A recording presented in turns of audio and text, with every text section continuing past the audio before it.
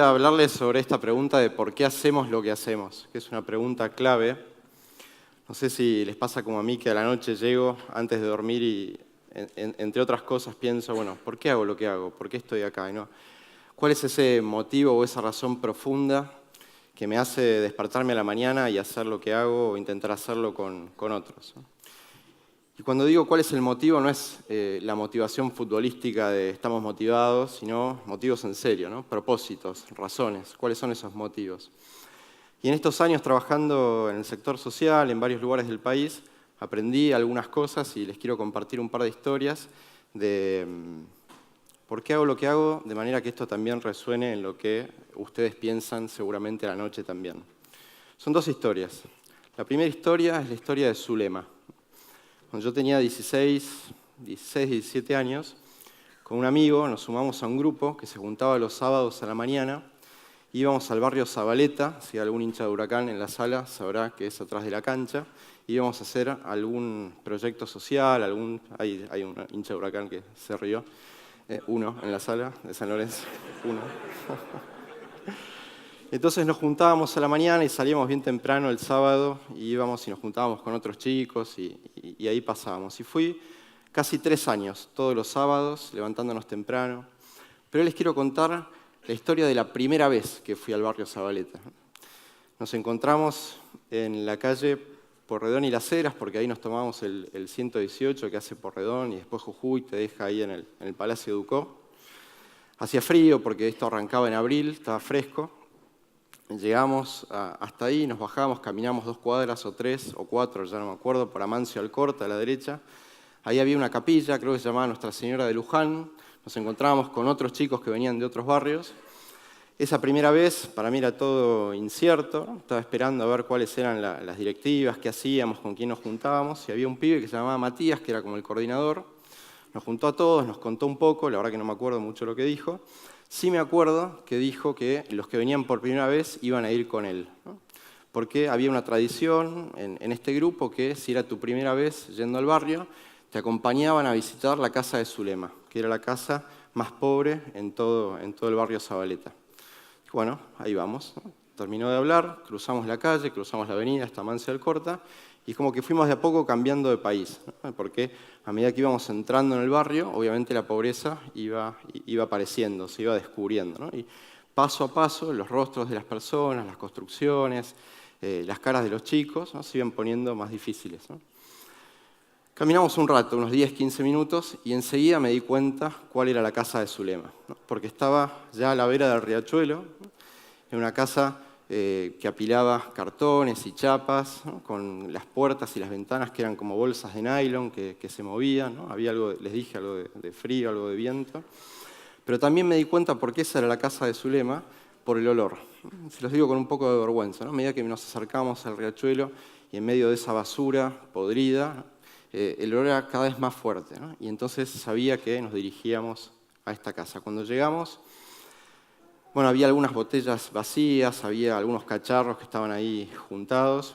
Después Zulema me contó que su marido era cartonero, entonces bueno, ahí había varias cosas del trabajo de él. Y entonces entramos a la casa y Zulema nos recibe y estaba sentada ahí en el medio de la sala. Me acuerdo cuando entramos, entre otras cosas, que el olor afuera era difícil, adentro era insoportable.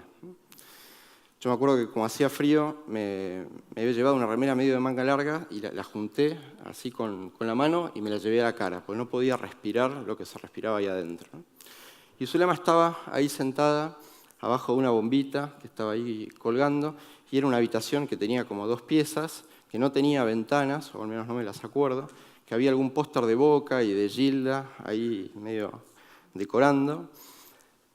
Zulema estaba ahí y acá había una cama grande, deshecha, donde dormían Zulema y su esposo, y acá había 2 camas o algo parecido a camas, donde vivían los 5, 6 o 7 chicos que vivían con ellos, todos muy chiquitos, de los cuales 4 o 5 estaban ahí, en esa casilla al lado del riachuelo, en un lugar donde no se podía respirar. Y era mi primera vez ahí. El piso era de tierra, había al lado de Zulema algunos remedios, había algunas botellas vacías, había unas mamaderas, había pañales tirados por todos lados. Matías estaba hablando con Zulema y yo no me acuerdo de qué hablaron. Yo estaba ahí contemplando y entendiendo qué estaba pasando. En un momento uno de los chiquitos pasa gateando, ¿no?, con un pañal lleno, arrastrándose por el piso, en un lugar muy frío. Y Zulema, les voy a presentar a Zulema que andaba por ahí, con quien después hablamos muchas veces, pero esta era la primera vez que yo la conocía, lo agarra a este chiquito, se da vuelta y acá atrás había como un aparador, ¿no?, medio roto, lleno de ropa, toda ropa tirada así. Se da vuelta, no me olvido más, saca una polera roja, chiquita, ¿no?, y se la va a poner, ¿no? Y en el momento en que Zulema saca la mano de ahí, salen infinitas cucarachas, infinitas. Y ahí me di cuenta que no estaban ahí nada más, estaban en todos lados, ¿no? Cuando pasó eso, me acuerdo que di un paso afuera, me fui, pero no podía procesar a mis 16 o 17 años que eso estuviera pasando, y me puse a llorar. Y lloré un rato y no hablé más, estoy a punto de llorar ahora. Y me fui a casa y me acuerdo que prendí la ducha y me metí ahí, y lo único que pensaba es, ¿qué carajo nos pasa? ¿Cómo puede ser que haya una persona que esté viviendo con su familia en ese lugar, de esa manera, con ese contexto, y yo esté acá en mi casa con otro tipo de oportunidades, disfrutando otra vida, muy probablemente la misma vida que ustedes disfrutan? Y ahí aprendí dos cosas. La primera, con Zulema, es que la pobreza duele, ¿no? A veces le ponemos un velo romántico y la ponemos en un lugar así medio simpático, y no. Zulema me enseñó a partir de ahí que la pobreza duele y que hay que tener una agenda activa para trabajar por eso. Y que si realmente queremos merecer las oportunidades que tenemos en la vida, tenemos que luchar para que todos las tengan, empezando por Zulema y por sus chicos. Ese fue el gran aprendizaje, casi disparador, de por qué hacer lo que hacemos después en esta historia de Zulema. Lo segundo, la segunda historia, es la historia de Tincho. Tincho Martín es un contador público tucumano que conocí cuando postuló a Enseñar por Argentina, que es una ONG que empecé hace 9 años. Tincho se acercó, quería ser profesor por 2 años en escuelas en contextos vulnerables donde trabajamos, y empezó a trabajar en una escuela en Villa Soldati como profesor de matemática. Esta es la historia de Tincho y de Brian, que es su alumno. Brian es un pibe de 16, 17 años, por ahí un año más, en el último año del secundario. Brian no está muy enganchado con su educación, de hecho repitió un par de veces, va una semana, no va otra, va una semana, no va otra. Y Tincho es un profe comprometido, con ganas de cambiar las cosas. ¿Vieron esa gente que le brillan los ojos? Bueno, ese es Tincho. Y un día, ya pasada la mitad de año, se sienta con Brian, que lo veía que venía y no venía, venía y no venía, y le dice: flaco, hasta acá llegamos. Vamos a hacer algo distinto, vos y yo, y nos vamos a comprometer a trabajar duro, a venir horas extra, horas antes de la clase, a preparar las materias que tenés que dar vuelta, especialmente las que yo soy tu profesor, y juntos lo vamos a sacar adelante. Yo me comprometo a venir todas las clases antes por vos, si vos estás comprometido y aceptás venir también. Brian no entendió mucho, no había tenido antes un profesor que lo encarara de esa manera, que se comprometa de esa manera, y un poco escéptico aceptó.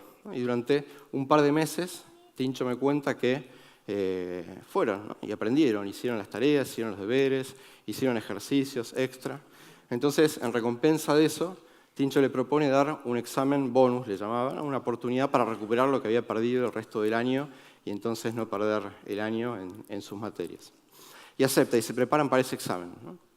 Y el día del examen, Tincho estaba esperándolo, ¿no?, porque sabía que le iba a ir bien, pues lo habían preparado. Ese día, Brian no aparece, no fue.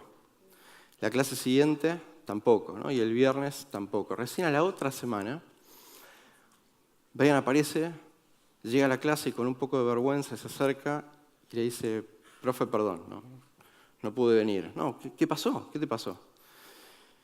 Estuve preso. ¿Pero qué pasó? Bueno, profe, usted sabe que yo salgo de gira, ¿no? Salir de gira en el barrio es salir a robar. Usted sabe que yo salgo de gira, pero ¿por qué? Bueno, unos mangos, profe, sustento. Yo tengo que llevar plata a casa y bueno, nada, hice esto. No estoy bien, pero lo hice. Y empezó una larga charla donde Tincho me cuenta que primero le dijo que estaba, por supuesto, muy mal lo que hacía y que tenía que cambiar esa actitud. Y todo lo que habían luchado y peleado y esforzado se perdía o se diluía si eso no se llevaba a cabo, ¿no? La charla es mucho más larga y por supuesto que terminó en un abrazo y en un llanto, porque al final es un pibe de 16 años, ¿no? Que quiere salir adelante y que no estaba pudiendo. En el medio de ese llanto y ese abrazo, Tincho le dice, mirá, yo estoy dispuesto a darte una segunda oportunidad si vos estás dispuesto a darte una segunda oportunidad también. Y estaba claro que no estaban hablando del examen, ¿no? O no solo del examen. Prepararon de vuelta una fecha nueva, un par de semanas más, ¿no? Volvieron a juntarse. Tincho me cuenta que una clase antes de ese día aparece Brian, ¿no? Antes de que empiece la clase, entra así como un trombo, lo abraza y le dice, gracias, profe, gracias, y se lo dice llorando. Y Tincho dice, ¿pero qué pasó? Dice, profe, ayer fue mi cumple, ¿no? Ayer fue mi cumpleaños. Y vinieron mi primo y mi hermano, con los que yo había salido a robar la otra vez, que teníamos esa farmacia apuntada, ¿se acuerda que le dije? Y que nos habían agarrado. Con los códigos del barrio, cuando uno sale a robar y no lo logra, tiene que volver. Entonces teníamos que volver a mi cumpleaños y me dijeron que como era mi cumpleaños, lo que saquemos me lo quedaba todo yo. Y yo me acordé de usted, profe, cuando me dijeron eso, y le dije, no, yo esta vez no salgo, ¿no? Yo me voy a quedar piola con mi vieja, festejando el cumpleaños. Me insistieron, me acordé de usted, profe, de lo que usted me había dicho, de la vida que yo me merezco si me esfuerzo, si me comprometo, y les dije que no. A ellos también los estaban esperando, a mi amigo lo mataron y a mi primo está en el hospital luchándola. Gracias, profe, porque si no hubiera sido por usted, yo no estaría acá. Y yo quiero la vida que usted me dijo que yo podía tener, la vida que yo me merezco. Esta historia dura de este profe que le brillan los ojos y de Brian me enseñó un par de cosas también. La primera es la fuerza, ¿no? La potencia del liderazgo, ¿no? De esas personas que estoy seguro que son ustedes que tienen la capacidad de hacer brillar y poner en acción a otros, desde el lugar que están, ¿no? A veces es una charla, a veces es un disparador, a veces es un ejemplo, a veces es un silencio, ¿no? Siempre es acompañar.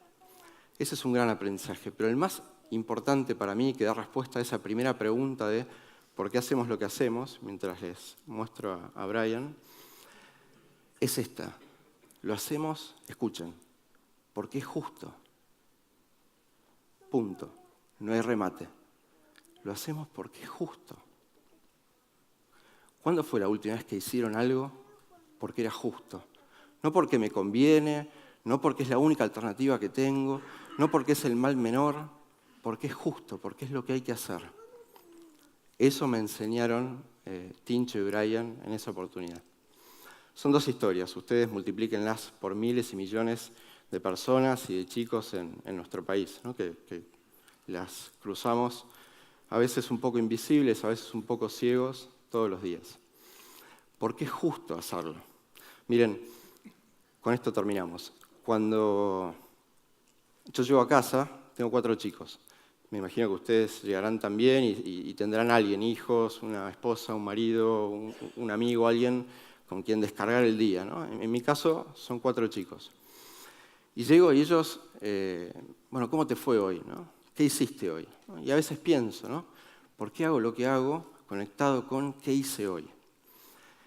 Y si realmente queremos ser justos y dar respuesta a eso, tenemos que ser valientes, ¿no? Y yo veo a mis hijos, no me lo dicen así, pero los veo en los ojos y siento que me preguntan, papá, ¿qué tan valiente fuiste hoy? ¿No? Bueno, un poco, ¿no? Pero en serio, ¿querés cambiar las cosas? ¿Y qué tengo que hacer? Bueno, tenés que ser por ahí 10 veces más valiente de lo que sos ahora. Como país, hoy, probablemente siempre hoy, tenemos la oportunidad, porque vivimos hoy, la oportunidad de hacernos esta pregunta. ¿Qué pasaría si fuéramos 10 veces más valientes de lo que somos, ¿no? ¿Cuántas historias como la de Zulema o la de Brian se multiplicarían distintos si fuéramos 10 veces más valientes? Yo llego a casa y tengo, a la Liga de la Justicia, ahí esperándome. Papá, ¿qué tan valiente fuiste hoy? Porque los pibes son muy valientes, ¿no? Te hacen las preguntas que te incomodan, ¿no? Y te dicen, ¿qué está pasando? ¿No? ¿Qué cambiaste hoy? ¿Qué hay de nuevo ahí?